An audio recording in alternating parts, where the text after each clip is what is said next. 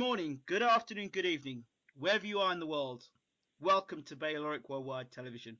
We have another special interview with us. Today we have Karen Sebben. Karen, how are you?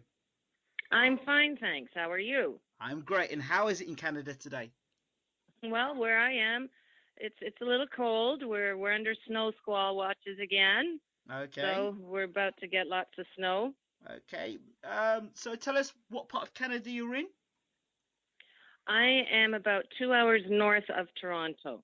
Okay, okay. It's pretty hot in the York region at the moment, with regards to various sources tweeting over the internet with lots of tension with the board and stuff like that. Can you tell us a little bit more about yourself, your background, and how you're involved with all this?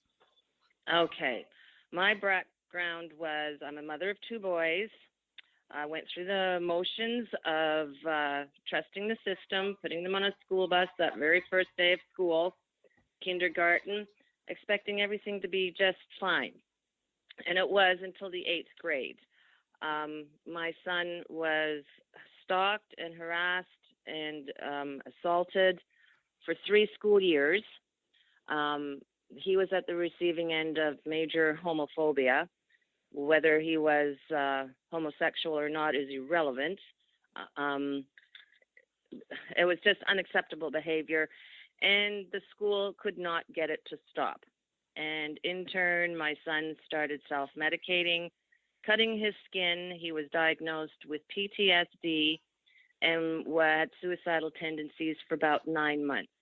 He's now 26, um, in a good place. But at that time, I thought the whole thing was, it just was not acceptable that a family had to fight that hard to keep their child safe at school.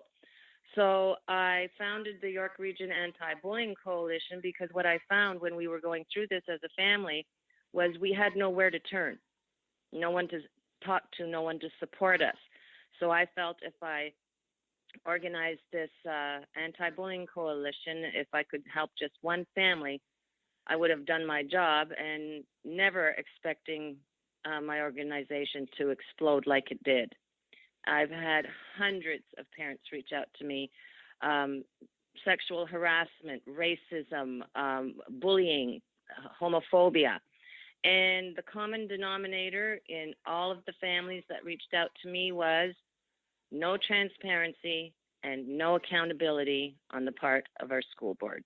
And it wasn't just York Region parents. It was parents from all over Ontario reached out to me for help. And Jackie, she was one of those families years ago, and then it happened a second time with an older son, and it just seems to have escalated in the York Region District School Board.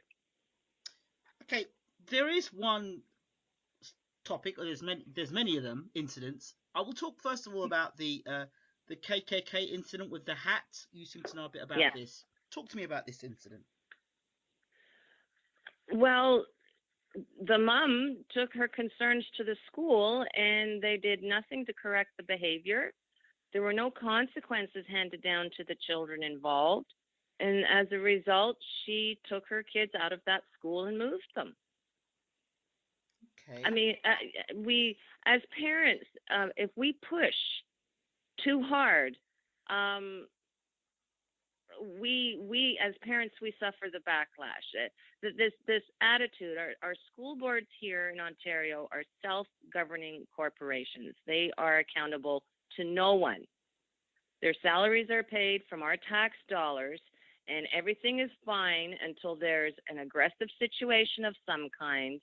And it's a matter of power and control. And if a parent tries to exude its power, insisting that it is the principal's role to keep every single child in that school safe, then they get backlashed. Okay. I horror stories. I could tell you horror stories. I could write a book about it. I definitely want to hear those horror stories. But before we go into those horror stories, the first question that comes to my mind is that if these schools have got a record of having a lack of accountability and transparency, where has there been a revolt from the parents? If there's no children in the school and the parents take the kids out of the school, then those teachers, that board, is no longer relevant, because they no longer can be employed, because the the children will not want to go to the schools. The parents will not have them in the schools, and surely parents must talk of the horror stories that have happened at the school. So why keep sending your children there? I don't know the whole ins and outs of Ontario or of Canada, but so why could Well, that not happen? okay. Number one, Canadians, they do not protest unless it's something happening south of the border, which drives me right round the bend. Um, our Ministry of Education, which is the government, it has it school boards fall under the Ministry of Education. However, the Ministry of Education has no oversight of our school boards. Independently self-governing corporations is what our school boards are. So I like to compare them to any kind of corporation. And you would think that in a large corporation, they are accountable to their shareholders. So a school board's shareholders are the families and children that attend that school. But the way our school board system was constructed, the only way to touch them, the only way to hold them to account is to take them to a court of law. That's it. That's it. Or move your children.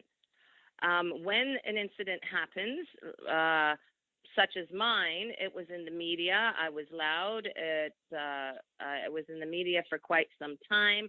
I got a lot of support, but I didn't have parents coming up to me and saying, let's revolt, because school boards call these incidents isolated. And parents across the country whose children who have been aggressively harmed say there is a systemic problem within our school system. So the next place to go in Ontario is to the office of our ombudsman. But school boards weren't under his jurisdiction either. So you can see how parents they're caught. They're at their wits' end. They have two choices: keep their child in that school or pull them. That's it. But If you have a strong case, sue the school board. if you pull them out of the school, what are the other options? Well, you could homeschool your child, enroll them in another school where they won't be aggressively pursued. But that works in larger communities like Toronto, where there's hundreds of schools. In rural Ontario, where I live, there's one public school and one high school. There is no other option. You can't send them to another school. But if parents were to take a stand and to pull their children out, and to be a mass strike among the parents and the children, something will happen, something revolutionary like that. If that were to happen, the board would have to act and changes would have to be made. Because they would have to be made, but it's getting that support behind you. Canadians are passive. If it hasn't happened to your family, that family won't come in and support for fear of retribution. The statistics of these types of situations, I would say for the most part, 90 to 95% are resolved. So it's the remaining 5 to 10%, which is minuscule. However, those children are impaired for life. You see, and you're not going to get a whole school community to stand behind what could possibly be one incident. Yeah, but if you've got a collection of incidents and you put them together, and it seems to be quite a few incidents, I'm sure you're going to elaborate on those incidents in a moment, there's got to be a point where enough is enough. You would think. I've been doing this for 11 years now. And I'm getting tired. My children are now grown. They're not in school anymore, but I'm still at it. I've met wonderful people along the way. I've presented at committee hearings at Queen's Park over safe schools legislation. And that's why in this latest incident with the trustee, I learned there is no law to remove her from her position because she was voted in. You can't take her out of her position. This was the trustee, for people listening. This was the trustee that called Charlene Grant the N-word. Yes, yes. Okay. You know, as a parent, you know, my children growing up, I teach them acceptance, tolerance, respect. And if I ever saw anything other than that come out of their mouths, the discipline would be handed down hard and heavy. Now we have this incident. I mean, what's the lesson kids are learning? Our adults are supposed to protect our children. They're supposed to be role models. They're supposed to set the example, and they can't even get this trustee out of her position. It's unacceptable, but that's how our laws were constructed. We can revolt as much as we want. The school board will do what they want. The trustee blamed it on a head injury. Yeah. But you know what? I reached out to her myself 11 years ago. So that would have made her 70 years of age instead of, 71 years of age instead of 82. I sent 3 emails. I left 2 telephone messages because I was at my wit's end. My son was being threatened. His life was being threatened by his peers. And she never returned my call and never answered one email. It was like I'm sitting there dumbfounded going like, okay, what do I do? So this money's where do I go next? This money's coming out of taxpayers' pocket, okay? What has the government got to say about this? What does the Prime Minister say about this? I mean, surely the Prime Minister must have something to say about this matter. The Prime Minister. Okay, well, we had an individual in our community approach the Prime Minister years ago, and the Prime Minister at the time would not take a meeting with them, and it was a serious situation. It hit historical proportions in Canada. I don't know if you've heard of the Jonathan Wambach story. No, please tell me. Well, he was a 15-year-old schoolboy who was being harassed at school, and one day as he was walking home through the park, he was beaten up so badly he was left with a serious head injury. And it went to trial, and the way the family was treated more criminally than the actual criminals were. It was absolutely horrific. And they made a Canadian movie about the story too. And Jonathan, he has a head injury, and he won't lead a normal life. He must be 28 now, 26, 28. And this has gone unchecked. Well, it went to court.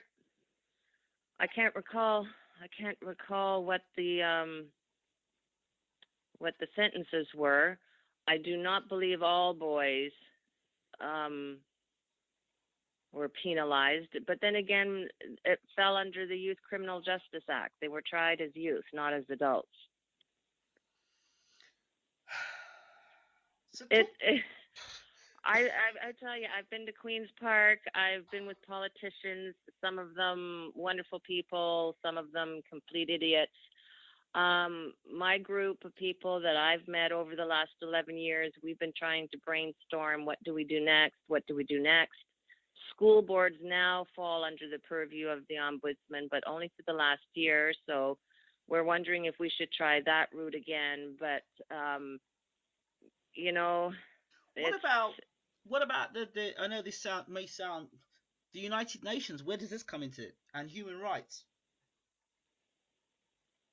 Well, we have the Canada ratified the rights of the child. I think that was in the 80s. From what I understand, being one of the friendliest Western nations, Canada is pretty much at the bottom of the list as it relates to safety of students. The World Health Organization has classified us in the same place as well. But is that because these incidents are not being reported to them Therefore, if they're not being reported, then Canada looks like a nice, clean, healthy place, and none of these incidents would ever happen. Well, it's a proven fact that 50%, no, don't take my word on that. A large percent of children don't report. My son didn't report, but red flags went up, and I kept at him and at him and at him for months until he finally told me what was going on. Um, it's it's unions, our school board, the teachers, administrators. They all belong to unions. They have big, heavy union support. Um, it's I have to tell you, I'm deflated. I'm absolutely deflated after doing this for so long. I just I can't see anything changing, and I can't see anything changing with this situation. Wow. And Our government keeps quoting policy.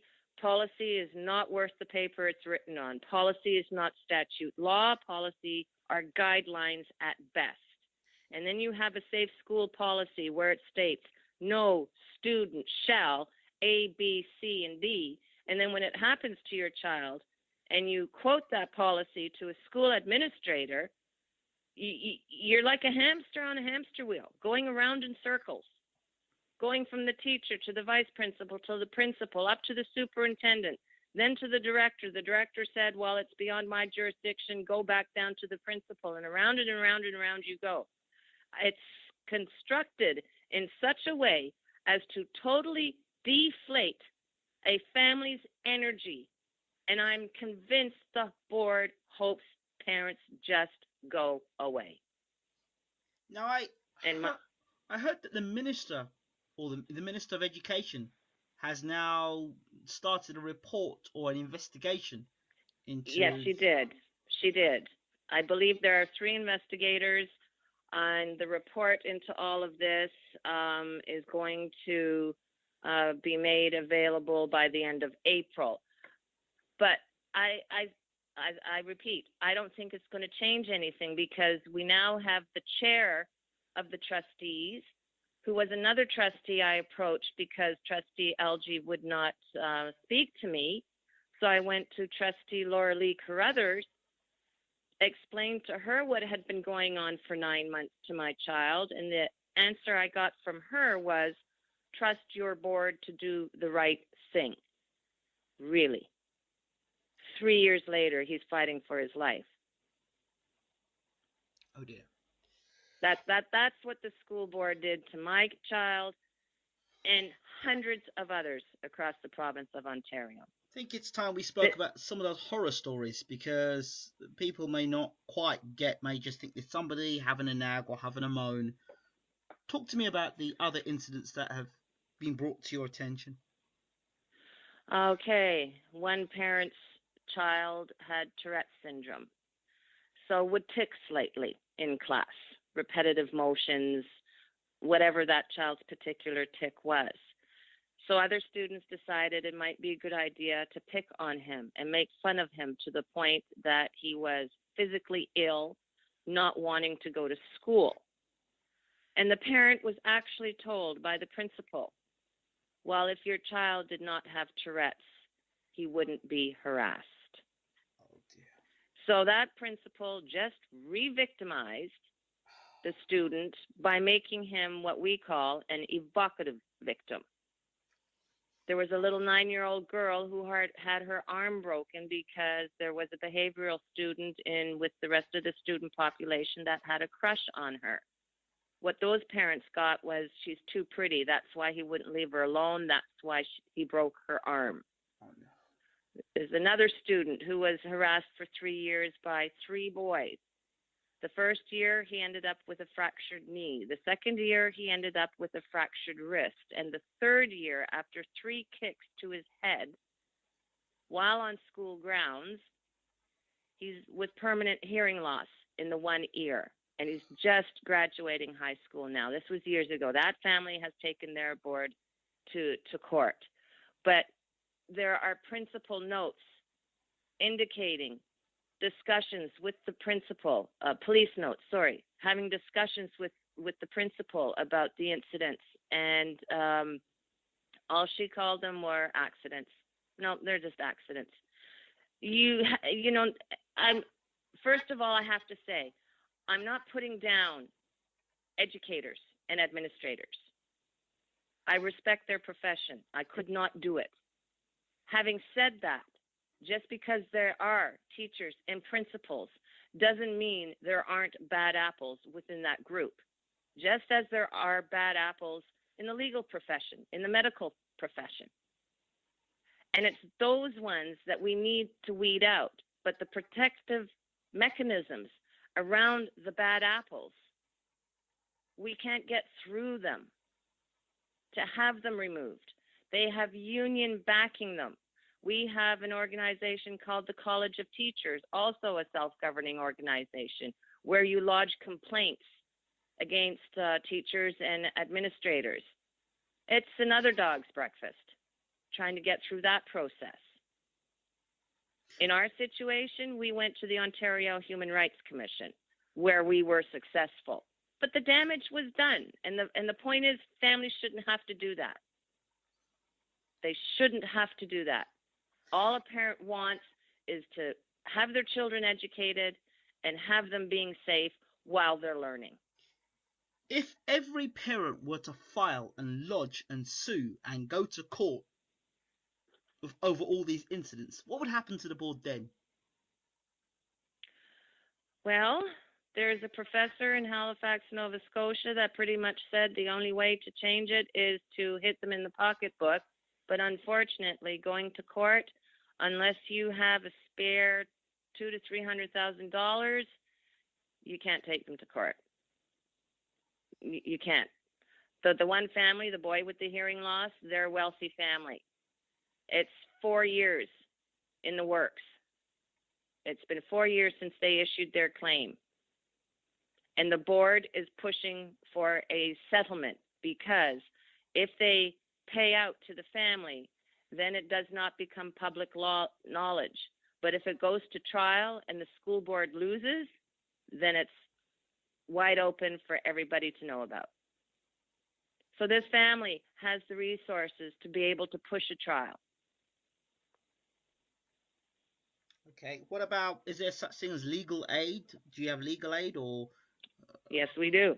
So how does that work in Canada? Legal aid, you have to apply, and you don't always qualify. It depends on your income. It depends on your assets, if you own property. If you have property that can be liened, then you might qualify. But then again, is your property worth $200,000 to $300,000? Legal aid won't fund something like that. They won't. So then it's the Human Rights Commission. That's the best place to go right now. But our kids are falling through the cracks because of bad apples. So we had our. Go ahead, sorry. Go ahead. I was going to say, at one point, our Minister of Education said, well, it's only 10% that are being bullied. Well, when you look at the school population in the province of Ontario, you have about a little over 2 million in high school and just under 2 million in primary school. So what's 10% of that? Figure out that number and then multiply it by those students and their immediate family members. And you're close to 1 million people who have been impacted by racism, bullying, sexual assault at school, and homophobia. That's a lot of people. It's all political. It's all political. And it disgusts me. So what if you could make the changes, what would be the changes necessary, apart from get rid of the board? What changes would you make to ensure that these things are dealt with accordingly? Oh my goodness. I would have to be a professional. Oh, I could speak a month of Sundays with you on the topic. We've put plans forward to the Minister of Health. We've had meetings with the Minister of Children and Youth. What we need is school choice. We need school choice. parents need to be able to choose what kind of education to give their children. Alberta has school choice. Florida has school choice. Here, you homeschool or you put them into public school. And even if you homeschool, they take your tax dollars. We should have school choice. And there isn't that. If a parent said, look, based on the history of this school, it's not fit for my child and I need an alternative, then what happens? There isn't much of an alternative. It's sad. It's homeschool.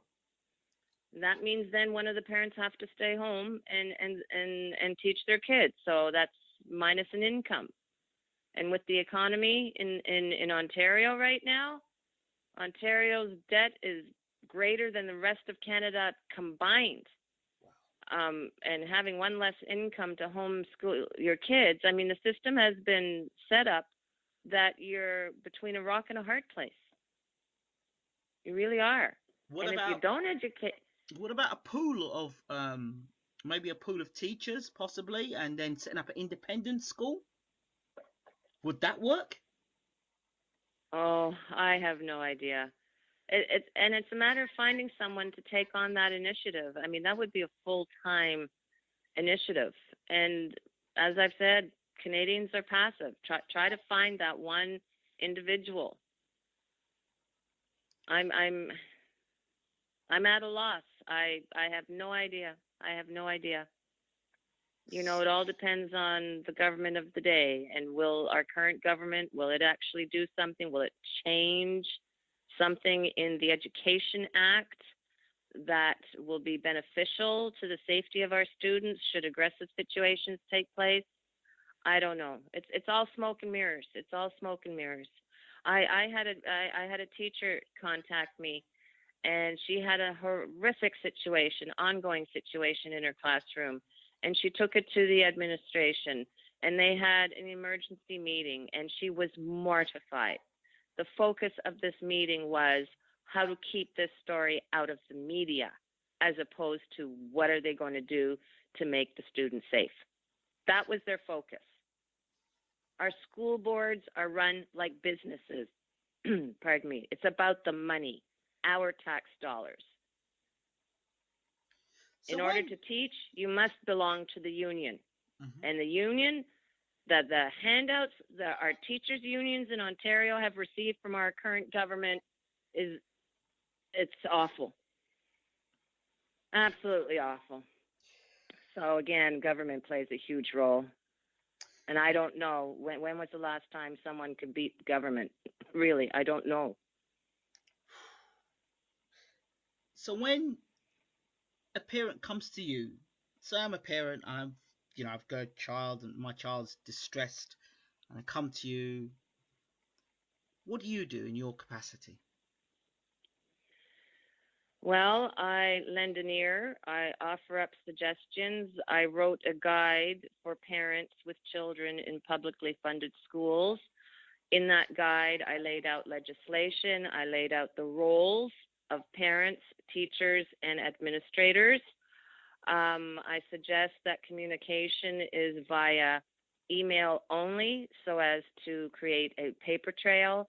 I insist that they deal with school administration in the most respectful manner, because if you start yelling and screaming, they will ban you from entering the premises, which has happened.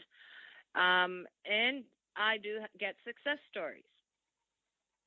Those that aren't successful, then I help them get to the next level, whether it's the Human Rights Commission, whether it's a pro bono lawyer who sends a demand letter, a cease and desist demand letter. Sometimes that works. But for the most part, I would say the majority of parents end up switching schools. What about the television and the media? How does that work with you? And how effective is it? Well, I did that. I did that. It didn't change anything. I got lots of support, but didn't change anything. I actually had someone approach a member of a group that I work with, the London Anti-Bullying Coalition, and she was my savior. It was a journalist. I mean, as a mother, I was lost. I didn't know what to do, who to talk to, and I felt like I was all by myself. And the journalist said, "Well, you should reach out to this lady in London." So I called her, and today she is my best friend. But she actually had a principal approach her and pretty much um, was very nasty to her, insulting along the lines of, "What do you know? You don't have initials behind your name." And you know what she said? She said, "Yeah, I do. It's M period, O period, M period." Brilliant comeback. that that was that was a good comeback, and she ended up being very successful in her community, but she's shut down because she's tired. We don't get paid for advocating. We don't. I mean, any resources I've used have been my own. You know, I had to incorporate as a nonprofit in order to help other people, and I don't regret it. I hope to write a book before the day I die on it all. I already picked the title, but you know, if someone were to ask me, what would you do? I would say pull them out of public education by whatever means you can. Take them out of public. Find something else, whether it's Montessori, whether it's schooling, get them out of the public system. Wow. It's that bad. Wow. So it's going to be very interesting to follow what's happening in York Region with this trustee. What do you suspect will happen? I suspect they're going to mandate the school board come up with a policy, which is garbage. I suspect they're going to hand down training, equity training of some kind. But here's the other thing that I've asked a lot of politicians. Businesses, if you don't measure your commodity, you cannot manage it. And that was a quote by a famous businessman whose name fails me right now. But our children are our commodity. And if you're not tracking aggressive situations of what's taking place within our schools, if you're not tracking or measuring them, you can't manage them. And the last government I asked, what about tracking? Why can we not track what's going on in our school boards? And the answer I got, it's too expensive. Wow. Yet every other business manages to do that, just not our school board. Oh dear. Oh dear. Yeah. To close. Yeah. So, To close, I'm going to talk about President Trump. How do you think his recent ban on the Muslims and the comments he's made impacted or reinforced the behaviour that's going on with your board or the board? Well,